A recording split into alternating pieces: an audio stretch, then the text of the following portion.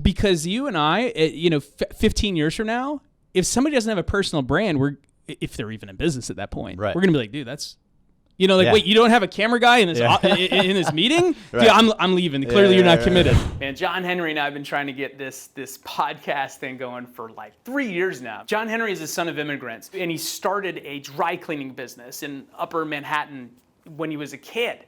And he sold it for multiple millions of dollars when he was 18 years old. Like, that's freaking unbelievable. But the story just starts there. This guy has started a venture capital firm, Harlem Capital. He has amazing business partners around the world. And he is investing in minorities and women entrepreneurs and things that are really changing the community in the world. He's got a show on Viceland. Like, he is just somebody that is humble, smart, gets it, and has come from nothing to where he is today. And he's still in the early stages of his journey. Let me know what you think about our conversation in the comments below. Dude, I mean, we've been trying to get this to happen for a while. Yeah, for a minute. We've been connected maybe since maybe top of 2017. Yep. I started seeing your stuff maybe a few months before we connected. At that time, you were dropping Growing Bold season 1. Yep. Which took the digital sphere by storm, by the way. Made a splash. I remember it was like, yo, who's this new kid with crazy quality, production value and like really great editing and storytelling, and clearly on a mission. You're running some Facebook ads, and just getting out there. And my favorite part about this whole thing, by the way, like being a founder, is just the longer you go, the more you see that very few people have the heart to stay consistent. Yep. I agree. And so, you end up seeing your peers, and we develop such a respect and admiration for each other because you know how hard this shit is. Oh, yeah. And, if you stick it out this long, then, we have mutual battle scars. So. That's right, man. I mean, it's so funny because I remember when I started Growing Bold and we're starting to push it out on Facebook ads and stuff to just grab attention. And there was a lot of comments of, you're ripping this person off and this and this and this and this. And then stay consistent. And then all of a sudden, the growing the episodes, getting, real names and stuff on there, and people were like, oh, okay. Yeah. I guess this is sticking around. It changes. Mm-hmm. And it's interesting too, right? Because I saw, when we first got connected, a couple of years ago, a few years ago, same thing. You were putting out this content. I started paying attention to what you were doing. I was really fascinated because you guys were doing really great content as well, doing a vlog. And then you started doing these little, awesome, by the way. And it just gets better every week. These little sound bites of micro content where you're just saying these punch in the throat things that I think it's hard for me to be that punchy. So kudos, because that stuff's tough. Yeah, it is. And B, now I'm watching you and it's like, dude, you got a show on Vice. You're doing sponsorships with Cadillac and all this other stuff going on. Tell me how has that played out in the last couple of years? It's really interesting, and I'm glad that we get to jam about it in a bit of a different way than I think most times that I'm able to talk about it, because we have a really good grasp on digital and kind of grassroots. And so it's been really interesting to see how, so I listen to a lot of hip hop, and, J. Cole has a song KOD says, "This is what you call a flip," right? That's what this whole thing has been for me. It's a flip. And this whole thing started with I used to want to speak and no one would hire me. And so I created my own meetup, and I created the meetup and put myself in the speaking role, filmed it. And a funny thing happens when you put out to the market, a piece of content, people develop an opinion around they might like you or not or whatever. But the point is, my beginnings really in this space started with digital, started with Hamway drilling into me yo, let's be punchier. It was a back and forth all the time. And to see now, I think we are in the era where we're going to start to see real case studies of digital evolving into a lot more substantial things. And the people that laugh at us because we have camera guys following us around and they don't understand why we invest as much as we do into digital are starting to see the tides turn. And, we got in a few years ago. And so the market now is catching up to us, and we're already ahead of the curve. Yep. And so we have the kind of wind to our sails here. And so that's pretty much what it was. It's just putting out digital that eventually paved the way for my first real meaty branded media opportunity, which was Gimlet Media and eBay partnered to do a podcast, and they invited me on to be the host. That was the first time where I understood I could be paid to be distributed to a really wide audience. So here I am stepping into a bigger audience, Gimlet Media, leveraging their production power, and they're paying me to be the host. So that's a win-win-win. I get paid, I get more reach, and I get established as this is what I do. I do branded, content. And that snowballed into something with Washington Post, and then eventually would snowball into this project with Vice, which took years to cut. But I'm just excited to see where it kind of keeps snowballing into. Yeah, what was the catalyst to actually start doing it? Because it is even now looking back that both of us have gone through this journey and doing media often. It makes total sense. But what was the jumping off point where you're like, this makes sense, and it's not weird or just a bizarre investment? I think I can distinctly recall I was flirting with this idea of doing kind of video, but I was doing it like this. I was doing like half-assed, like kind of shy about it. You feel uncomfortable. There's discomfort to people being like, oh, there's that guy. People cast judgment, dude. They're so I don't know what it is about folks, but they'll project their own kind of discomfort, insecurities around something onto you. Yeah.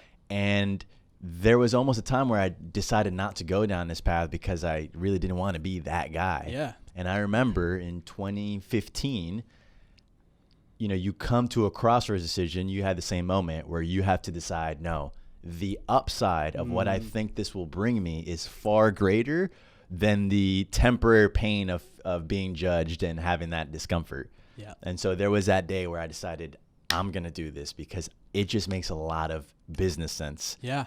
And it did then on a small scale, and it's starting to pay off bigger now.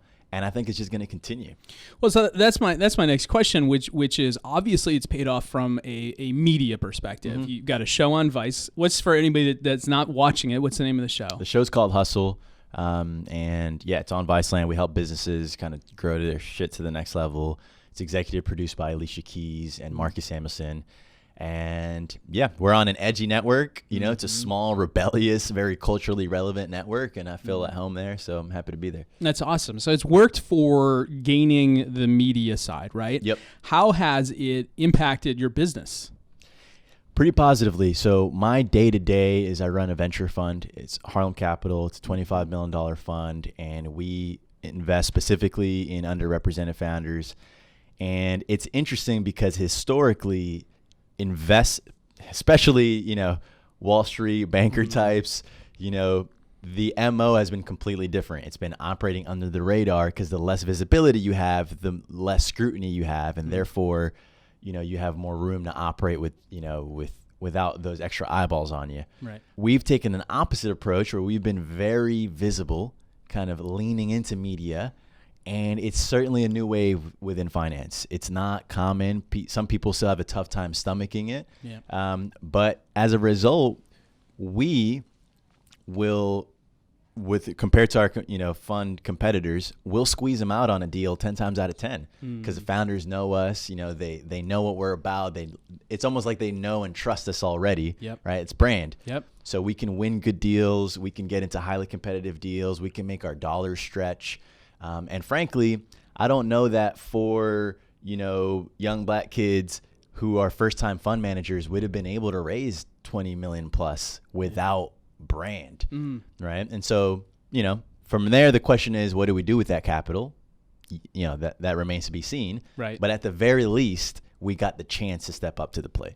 That's awesome. And so you're saying that the exposure has given you the opportunity to raise more, or at least more quickly than you would have otherwise. Yeah, for sure. That's awesome. Now tell me what you're trying to accomplish with Harlem Capital. I know a bit about it. I follow you a lot. I think it's an amazing business.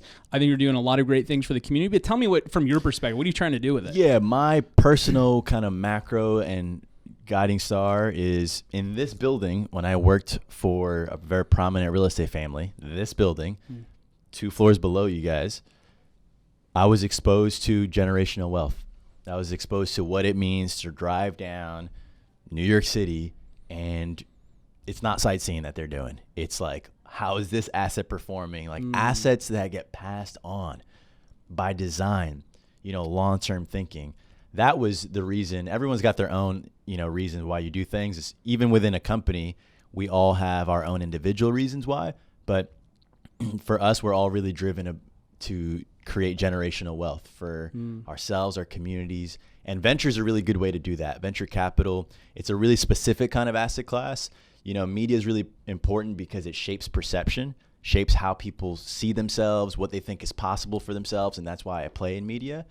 But on the flip side, venture capital is really unique because these are the companies that go on to shape the future of society. And if you wait until they go public, yeah, you can make some money when Airbnb goes public, when Uber goes public, Lyft just went public. Yeah, you can participate at that level. But if you can participate, there's a whole rise, there's a whole trajectory it's private. You have to have access to those deals. And we're developing that access, getting in early. And when these companies finally pop, we're creating liquidity and wealth in these communities. So we're backing women, we're backing underrepresented founders, and we're trying to make some bread and help some people make some bread, pretty much. That's awesome. Yeah. That's awesome. And I saw at some point, maybe a month or so ago on social, you made a distinction that and I'm paraphrasing, so you can correct me if I get this wrong or the context incorrect, but something along the lines of, look, you want to do great for your community, for this community, for the underrepresented people that can be and will be founders. But this is also a business transaction. You're like, look, I'm making money, and this is also a business opportunity. Yeah. Tell me about that. Yeah, I mean, dude, we're in the financial capital of the world right now. Like this street, this belongs to Wall Street. I just think I've gone down the nonprofit route before. I ran a not-for-profit incubator for 3 years, and we made some great impact also in Harlem. But in my personal perspective, the amount of impact that I could have was limited. When you in order to really create outsized impact, you have to be operating at scale. And yeah, I just think it makes smart business sense to invest in something that you understand and have an edge over. That's really what it comes down to. Yeah. We have an edge with investing, within founders, from our communities, because we come from that. We understand that. We're good at media. We can over-index. We can create value there.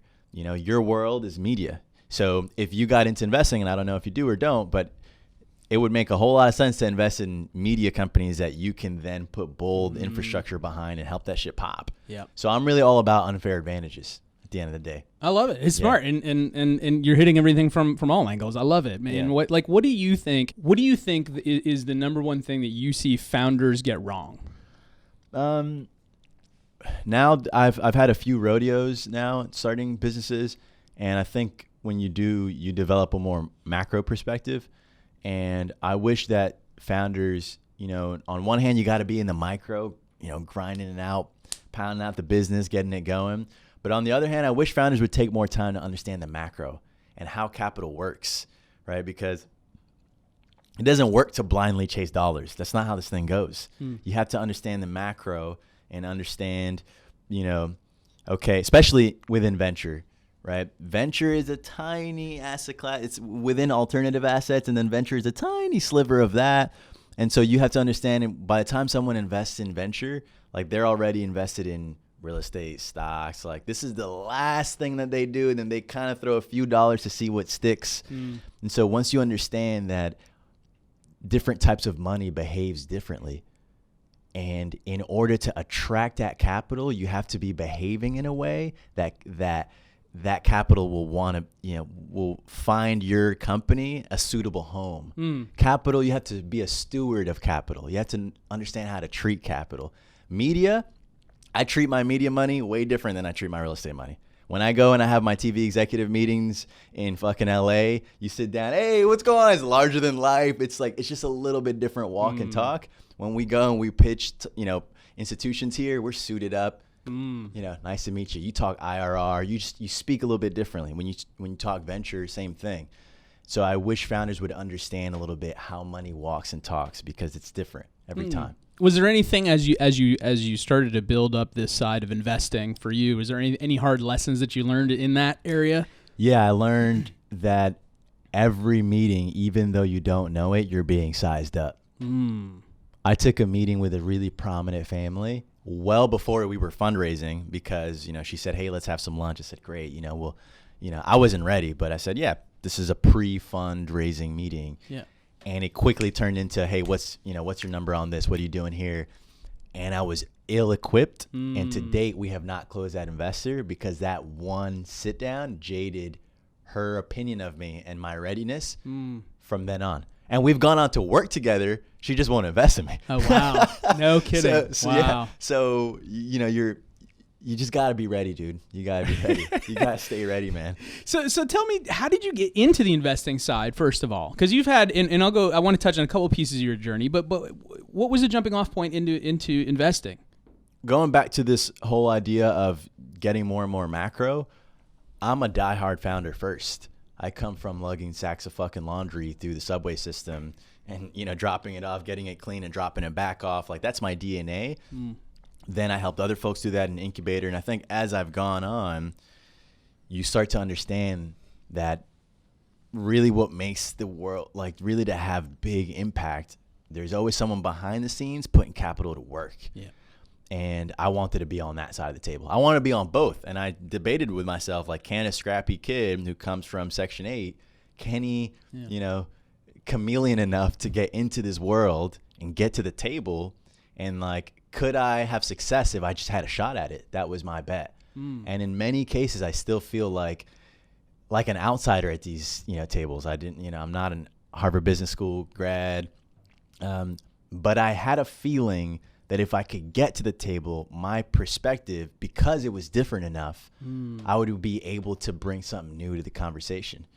And so I operated on that thesis, and I said, all right, well, let me try and do it on my own. I didn't have much success doing it on my own, other than a few people that were like, yeah, I might support you because I like your story.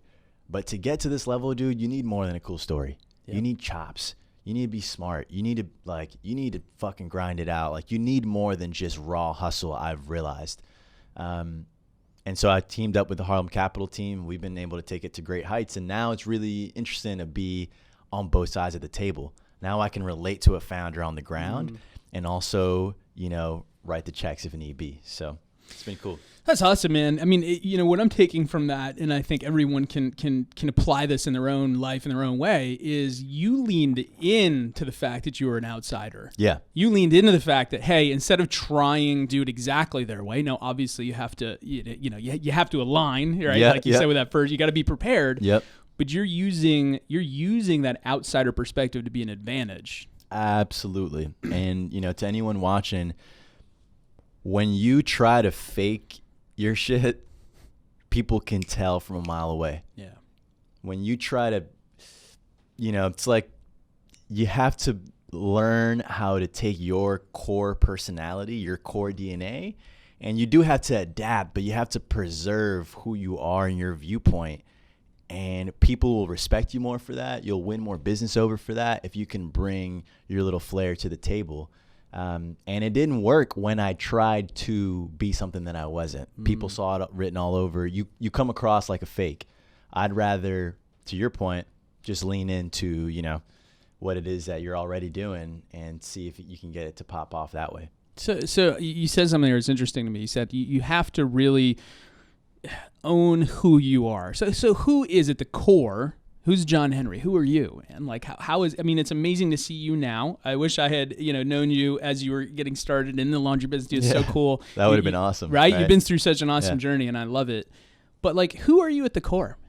I'm just the proud son of immigrant parents. And I'm just hustling because I want to change their life and I want to change my block's life, my hood's life, my community's life. And, this is what you call a flip. That's all I'm about. I just want to flip up, dude. And I love, I think having the fortune to start from scratch is the greatest blessing. I used to be so mad that I was starting from scratch. I used to be like, fuck, I don't have parents that could put me onto a credit line.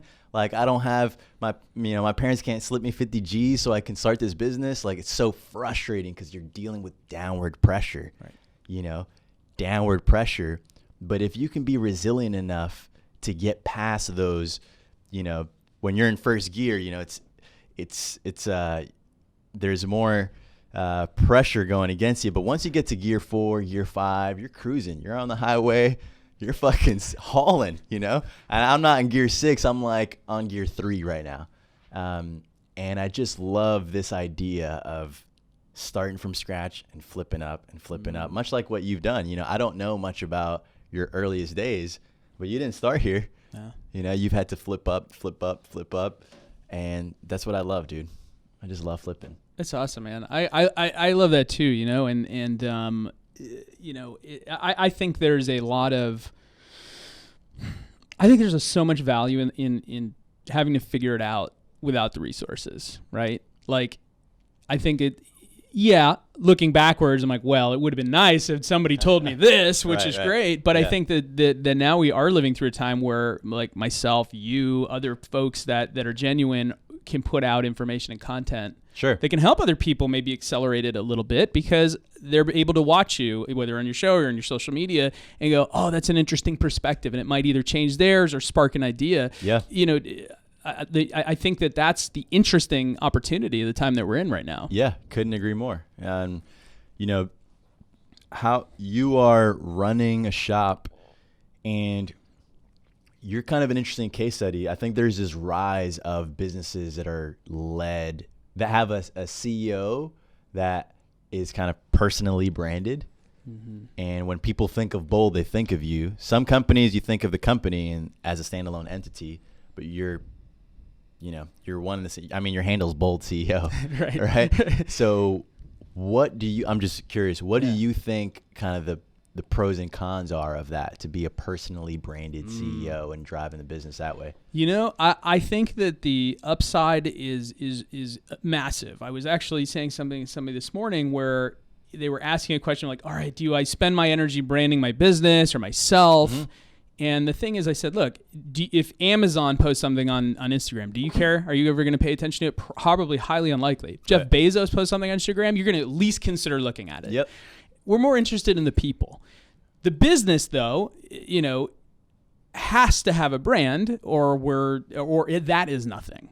The challenge is that I see is this.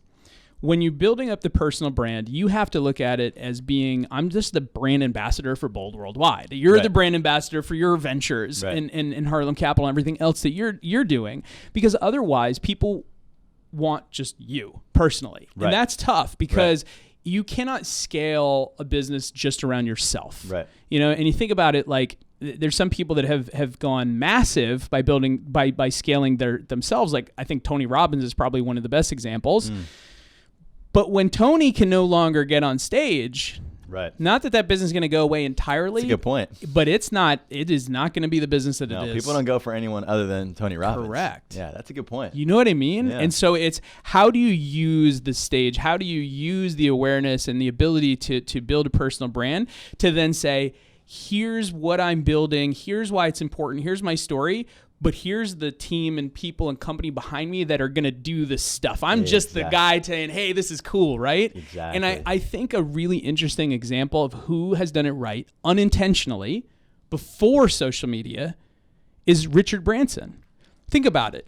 Good call. Right? Because Richard Branson starts another Virgin microphone company. People are going to be like, oh, it's got to be great. But they don't expect him to be the person. Exactly. He's the brand ambassador. So he has created the credibility as the business person and as the brand to say anything that I'm going to touch or put my name on is going to be valuable.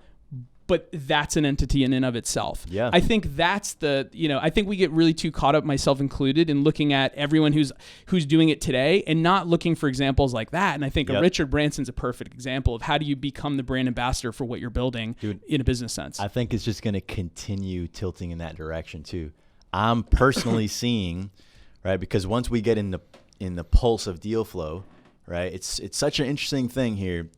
Like, and I love this idea of being on the field, being in the market. You start to get deals come your way. It might be, a lot of them are shitty. People reach out and say, hey, you want to grab a coffee? And they're kind of a dud. Every once in a while, you get a fucking soccer league that comes up and says, hey, you want to do a multi-million-dollar deal.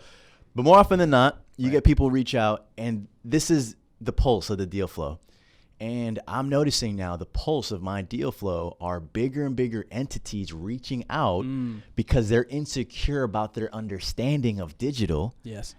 But they want to do something in digital. But who do they go to? They go to the people who the players that have been there already for a few years. So you and I, we have an edge because we've been doing it longer, and we start to get this pulse of this deal flow, and you start getting the benefit of the doubt. You start realizing that, at least for me, I was like, wow, I downplayed how much I knew in this space, and maybe in the macro media, obviously nothing compared to Viacom, but Viacom can't continue to exist unless they jump into this space, and in this space, the top players are whoever's been doing it, the longest and most consistently. And I'm starting to kind of develop this thesis. I'm not sure how it's going to play out, but I'm glad we're documenting this moment. I do think that as budgets shift more into digital and specifically kind of personal brand-led digital ventures, I think we're going to start seeing outsized returns if you put in the fucking time and effort to build an audience. And I think influencers are going to start dropping products and, they already have, and that's kind of low-hanging fruit, but I'm starting to think about hybrid models. Like, how else, can you partner up with an institution, create a joint venture, right? That way you can leverage their fucking infrastructure and get some rev share. Like, I'm starting to think about some kind of crazy shit because, I just don't know where to take it, but I have a feeling that this is the next wave. You're so right. And you know what? It's interesting. Think about this. Play this out like 15 years from now. You and I, we're both relatively young guys. 15 years from now, when all of the people that don't understand digital at all and are totally against it are out of the picture and are no longer the decision makers. And our generation and the business people that have decided to document and build personal brands are now at the top and are now the decision makers. Yep. Think about the decisions, the partnerships, the marketing that happens at that point. Bananas. Because you and I, 15 years from now, if somebody doesn't have a personal brand, if they're even in business at that point, we're gonna be like, dude, that's, wait, you don't have a camera guy in this in this meeting? Dude, I'm leaving. Clearly, you're not committed. It's gonna be weird like that, but maybe not exactly that. No, but exactly that. Right? Yeah.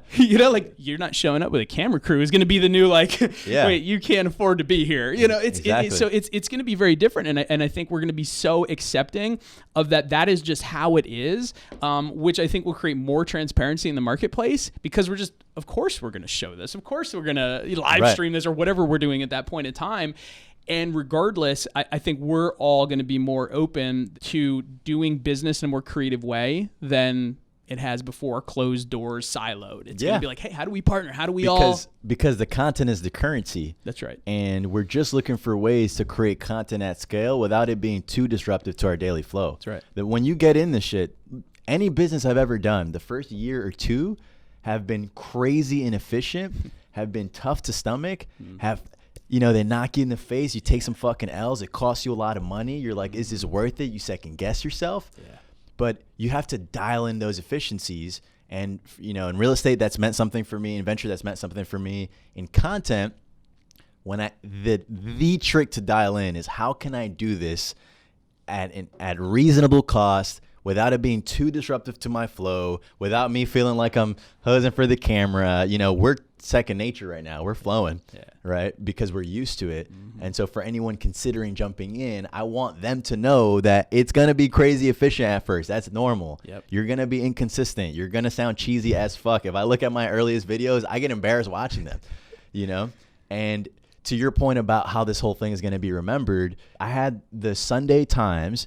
It's always been a gold mine to land the Sunday Times. They reached out. They're like, dude, we're going to do this piece around people that have videographers. And I was like, all right, great. I was like, who's involved? They're like, yo, Gary V's in the article and fucking Gerard Adams. I was like, awesome. I'm in. Yeah. And then at some point they were like, by the way, we're going to make you the anchor to the piece. I was like, oh my God, I'm going to squeeze Gary and G out. Done. Yep. They trail us around. It was a nice day in New York City. It was summertime. And, Adam was trailing me, and then the photographer was trailing Adam, that whole thing.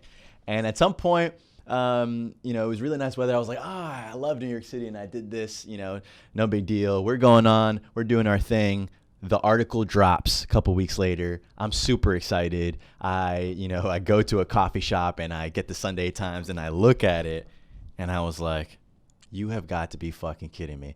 The image that they used, the cover image, was me doing this. With a camera guy there, and the title was like, yo, keeping up is now just for more than the Kardashians. And like they proceed to rag me for like it's a weird trend. Like these guys have, they claim that it's for the audience, but they have, photographers catching their every move, and they're just like ridiculing me, side eyeing. I was pretty embarrassed, and then I realized, you know what? I want this to go. I'm so fucking glad that we now have a moment where it went down in history that people thought this was ridiculous. Yeah. People thought this was ridiculous. Yeah. It's almost like when you see, images of doctors and pregnant women smoking cigarettes. Like there was a point in time in which people thought that shit was normal. Yeah. And now we know a lot better. Right. And so now we have this moment in time where we have this article memorialized. And, in 20 years when it is normal, we can say, hey, look, this is what people actually thought. But by that point, doing this will be cost of entry. Shit will be boring. Right. We'll be on to the next wave. You and I will be already calling out to the future and saying, hey, we were right about this. Follow us on this. I agree. Yeah, it's crazy. And the thing is, the people and the companies that are pushing against it to say, oh, this is just some weird trend, this is stupid. Dude, they're not going to be there in 15 years. They're probably not going to be here in 5. Let's be honest, right? And so I think that's it too. I mean, look, it repeats itself, over and over again in history. Anytime anything's changing or new, people want to push against it. But this is the thing that is just, I mean, it's growing your business, it's growing mine. It is tangible, it is actionable, it works. It's hard, but it has an upside, and this is the future of how do we communicate, how do we build. You said something earlier too about like, you're walking in these deals and now there's a relationship before you even actually met them. Yes. Because you can build a relationship virtually through your content and through your story. Dude, that context has been so valuable. When I walk into a room, not every room, certain rooms, the context is set, my friend. I spend zero time talking about bio, why you should listen to me. It's set. Yep. And then we can just talk about what we're going to do now. Exactly. Save so much energy. You spend zero time trying to convince them, convert them. They've already been convinced. That's right. And you're not spending any time at the deal table trying to convince. You're spending time, directing energy towards a specific purpose or project, but that context is set. And when you can do that at scale, I just can't even imagine the kinds of deals that can come from that. And so I just think it's just really, smart business. Like I can't stand the guys that charge for fucking e-courses. I'm sorry. I don't know if you do. I don't know. I'm just very opinionated and I speak like in absolute terms. Get into it. Like, I want to ask you. But I'm just saying like the guys who charge for e-courses are short-sighted and they're faced with a very practical dilemma, which is this is expensive. Right. So I need to pay for it. Therefore, I'm going to come up with a quick, product, to compensate for it, help offset my costs. It makes sense. Yeah. I get it. It's a rational business case, and I'm not mad. Go do your thing. But I think that when you do that, you diminish brand. Anytime you go for the sale, you dilute your brand equity a little bit. And I just think that I'm starting to see if you can reduce the friction to consuming and just get a bunch of people to consume and set that context, there's so much bigger fish to fry. And I did that not knowing what it would look like. And then I closed my TV deal and I'm like, okay, I get it. Yeah. And then after that, I closed, a deal with Cadillac, and you go on, you keep going on, and it just reinforces, this notion that there's bigger fish to fry. And, the hard part is like, can you come up with enough cash to like sustain it all? But if you can and you ride it out long enough, whether scrappy with a phone or with, a 4-person crew, there's bigger fish on the other side. So I agree and disagree at the same time. I agree in the sense that I think the challenge that we're seeing right now in the marketplace is that is everyone's default, especially people that are just starting out or haven't built a business or have no deep value to give other than their opinions. That are then, hey, I'm going to go sell this course on my opinion about something that somebody else really said that I'm regurgitating. Right. I agree. There's zero value in that in the marketplace. But then there's people that are manipulating the marketplace in order to just sell stuff to people who are being manipulated. That's what rubs me the wrong way. 7 steps to becoming a 7 fucking figure business. Like, dude, it's so tired. But it's don't you read a book every day? Come on, sit there. Yo, so if anybody does not know this, dude, and I watched the whole damn thing when you did it. Yo, you Oh my god, dude, you're not a fan. And tell me if I'm wrong. You're not a fan of Mr. Ty Lopez. Yeah, he's all right. But you called him out on social, and then you guys ended up doing like a whole live thing, man. Yeah, Dude, yeah. It was funny, and I remember I was in my little WeWork office, and I was like, I text fucking Adam right away. I was like, oh shit, I think I'm about to fucking debate Ty, and he was like, he was busy. He was like, yeah, he was on a date. I didn't want to say it, but fine, if you're fine. He was on a date. That's why you're still single. And he's like, he's going to leave. and he was like, oh fuck. And he was like, shit, I'm on a date, but I care about this way more. And he was like texting me, and we were going back and forth. And I think people have like it's interesting because it's, on Twitter, I just like call them out. I was like, dude, I know you're not a real investor because I'm in this world now and I know how investors speak. So he's like, fucking, all right, let's debate. I was like, name the time and place, bitch. And he was like, 30 minutes. I was like, done. Facebook Live, let's do it. He's like, all right, let's go.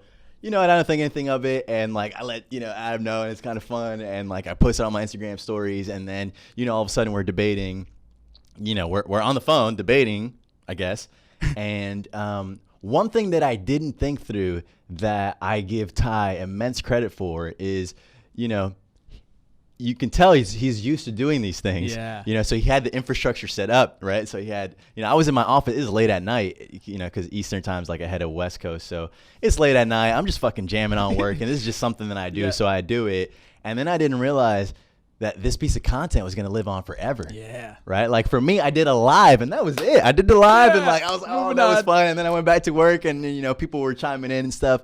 And this fucking debate has lived on forever. And I had waves of trolls because Ty's got, his audience at scale. Yeah. And, and also the way controlling the narrative is so important, right? So the way that it was uploaded was, he uploaded on his YouTube channel and he writes, Ty Lopez debates a hater, and so instantly context is set. A, B, he has a setup like this. And he puts me on a computer small, right? So just like even just visually, like I'm a small guy, and he has me, pinned as a hater. And also the audience didn't have context that we had already started on Twitter, and that the nature of the debate was to be specifically on investment specifics. Right. So then I come out swinging, and I look like a Harvard-educated nerd that's like, oh, you don't know the cap rate, you don't know this and that.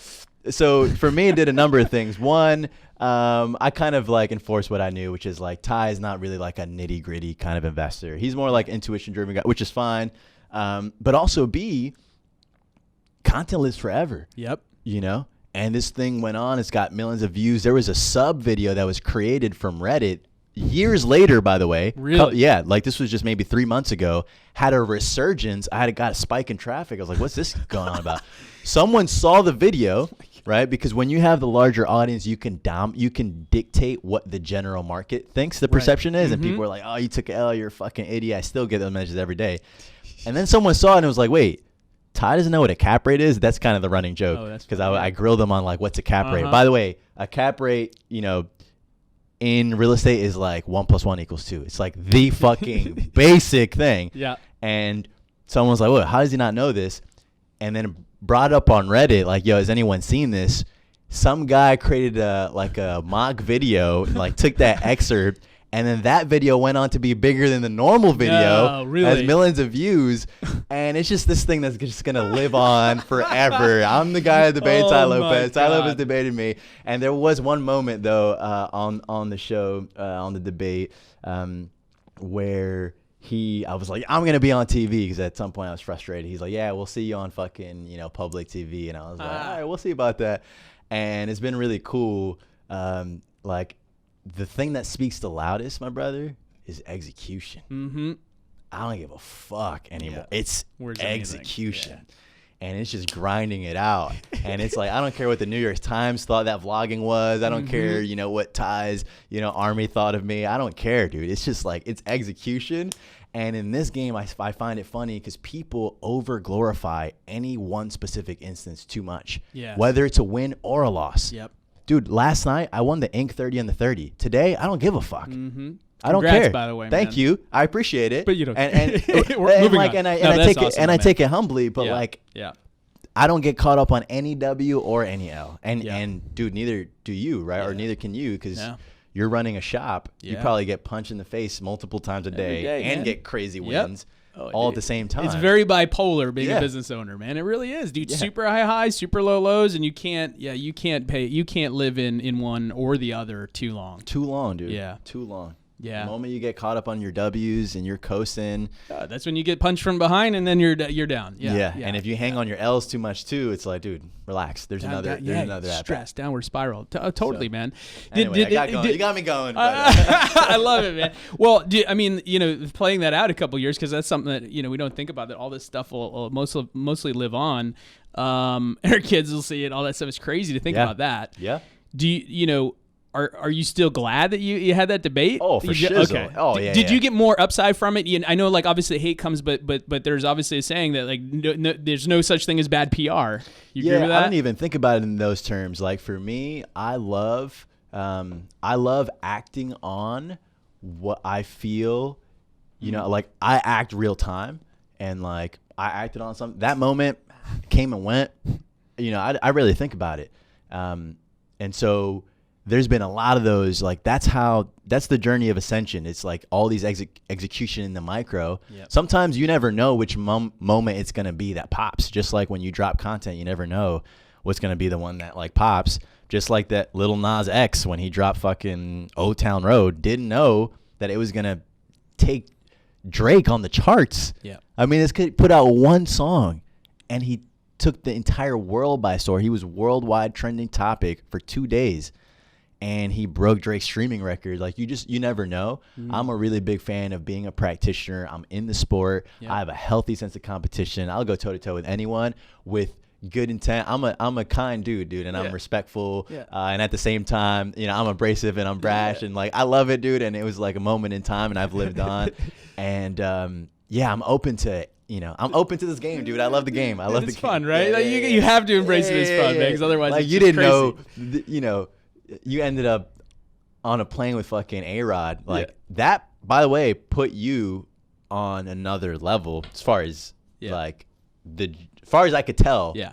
Right? Like, you were doing your thing, and then all of a sudden you're in with A-Rod, and then that got you in with, every other player. Yes. And it's just funny how sometimes all it takes is one to pop. It really does, right? I mean, that's why you got to, whatever it is, whether it's content, business, whatever, you just got to keep at it. Mm-hmm. And if you're, you have to have some talent, but if you do and you keep at it, man, something will pop off, and then that starts to snowball. Going back though really quickly, right, to the whole like paying for content stuff, right? Because I agree with you in the context of, like, low value stuff that should just live in the public's eye, but there are plenty of studies that show that if someone commits, right, has to put some skin in the game, they're more likely to follow through on whatever it is, especially learning, whatever. Events, especially. And not that I'm saying that like Harvard's MBA course is something that, I mean, I dropped out of college. I don't care. But let's just say that, it's something that people think is like a very prestigious learning thing. You can take the whole thing, throw it up for free online, and less people would watch it and commit and follow through than paying an absurd amount of money to go there, because there's no commitment. So I agree with you if there's no real value, if it's small stuff that you can really get anywhere, but if there's real value to something, or if there's value to your time, like if you're just going to take, like, what's on your Instagram and then, like, put it behind a paywall, that's stupid. Yeah. But if you were to say, hey, I'm going to do a real estate course and train people, and you did it for free, you would have people that would take it. Yeah. If you then charge, even it doesn't need to be expensive, but even if you charge $1 for entry point, the people that show up will be more committed and take it seriously and have more follow through, and you'll have more success rate. Yep, I agree, and I think I need to develop my argument on this a little bit more. I need it to be more nuanced. Like, sometimes, and I'm glad we're having the chance to talk about it, because sometimes, you can have a very binary kind of point of view. Yeah. And in media, that works really well. You polarize, and then you put this moment on there, and back to what we were talking about earlier, content lives forever. And then, like, you have this set opinion. Right. But in reality, there's nuance to things. There's a constant developing opinion. And, like, as an example, I own a membership in Masterclass. Yeah. I want to learn from Howard Schultz. Right. How do you build a value-based business? Yep. Right. I want to learn from Martin Scorsese how he directs films and stuff like that. So I certainly believe in the value of like highly specific, like Yes. really valuable kinds of content. And if content is just going to be overtaking the world, there's a lot of inherent value to producing content that people are willing to Yeah. pay for. I think now putting my business hat on and like assessing things a little bit more critically, it's tough to go toe to toe with a masterclass, Agreed. Netflix, Hulu. These guys are spending hundreds of millions, if not billions, on original content production. Yeah. So I think my kind of thesis is like competing on the value of, hey, pay for my content. Yeah. People have a limited budget for content, and Mm-hmm. they'd rather use $10 to subscribe to $6 billion worth of content versus, whatever, unless you're highly specified enough. Right. And you're offering insights on how to grow a media agency to scale, let's say. Right. Or there's access, right? Or there's access. Because you can only give so much time to one person. Yeah. But, Yep. it's So, like why we pay to go to events and stuff like that. Cause I'm like, open hey, to standing corrected to this, and I got to develop the thesis a little bit more. It depends on the context, though, because Yeah. I do agree with you, depending on what the context is, and then I think that there's because here's the thing, I've sort of formulated. I was in more of that camp of like, absolutely not, and then I know some folks. I won't drop their name because they wouldn't want me to do it because it's not public information. But I know some folks who are very big. You'd know their names that do training and all sorts of stuff, very high value stuff. Yep. And the craziest part is both of them said, that I have about 80 or 90% of the exact same content up on YouTube with about 10% of the views Wow. compared to what's behind the actual paywall, because interesting. people associate a value to, Yeah. you know what I mean? It's Yeah. like, it's a weird like human nature thing and a weird like commerce thing. And I think too, like, look, play it forward again, 10, 15 years, who the hell knows, right? Because what media looks like today, the big behemoths are not going to look like they are today. That's right. We're not going to be paying for a cable package with 9,000 channels. Like, we're going to be able to pick and choose what we want. Mm-hmm. So whether that's the one-to-one, I think it's just the marketplace is kind of trying to figure out where that is. Yep. Some people are manipulating it. Yep. In front of Ferraris and then Lamborghinis, and then other people, are kind of figuring out how it works now. But I think it's I think it's interesting and something to keep an eye on too, because Yeah. there is, if you can weave it into the bigger business model there and actually deliver value, there's something to be said there. I couldn't agree more. And I think the key is, and the only thing that makes my thesis sustainable is if you have the core business. Yeah. Like I'm not doing a bunch of content for free and then not doing anything else. Right. That wouldn't work. I agree with you there. Right. Like I'm doing a bunch of content and then, I'm building brand awareness and raising a $25 million fund off of that. Right. You got to have a core business. Exactly. And then it all makes sense. Right. So you can't do it standalone. Absolutely not. I agree with you. So- There has to be it all. I always think it just comes back to the context. of And it. the market will decide. We Yep. might look back on this 5 years from now and see, wow, that's interesting how it shook out. Like, Yeah, it was all stupid, Or it or was- this is the new way Yeah, of it's yeah. all 1-to-1. I don't know, We'll but see. it is interesting. All right, so as we wrap this up, man, like what's for the founder or the person just starting out that is, feels like the odds are stacked against them? What do you want them to know? I want them to understand that this is what you call a flip. Tanki's from a quarter brick, Bentley from his mama whip. It's the flip. Don't underestimate. Like, people get in the game and get the vision mistaken for step one. When we started investing, we treated 15K like it was 15 million. Right? It's like, if you can treat the baby step with as much respect as you would treat the last step, you would have something to work off of that you can flip up. If you have an idea, no one can critique it unless you first put a deck together. You put the deck together, that's your step one. You flip it up. My step one was a cheap business card that said John Henry Cleaners. That was my ticket into this. A cheap business card and a whole lot of hustle was my entry point into all the things that I'm doing now. We all have our entry points, so you just don't underestimate your entry point. Find whatever it is that you're just naturally adept to and inclined towards and captures your imagination, and understand that you can flip your way up to wherever it is that you want to go. But it'll never happen if you don't first treat that baby step with as much respect as you would the last step. Oh, dude, I love it. That's amazing. That's amazing. Last thing, man, what's next for you, man? What are you working on? Oh man, You got big things, man. You always every time I look, you're onto like something bigger and bigger and bigger. What's Man. next for you, dude? Oh, dude, I'm just executing on what we have in front of us right now. Yeah. Just, I just want to double down. My 3 buckets is media, because you can't be what you can't see. Yeah. Venture, because that's how you make the, real outsized impact. And real estate, because that's generational wealth. So those are my 3 buckets. I'm staying in my lane, and we'll see what comes of it. Dude, I love it, man. Thank We you, got to man. do more of this. This was so this is fun. fun. It It was took great. too long to make it happen, but this was great. Thanks, dude. John, brother. I love it, man.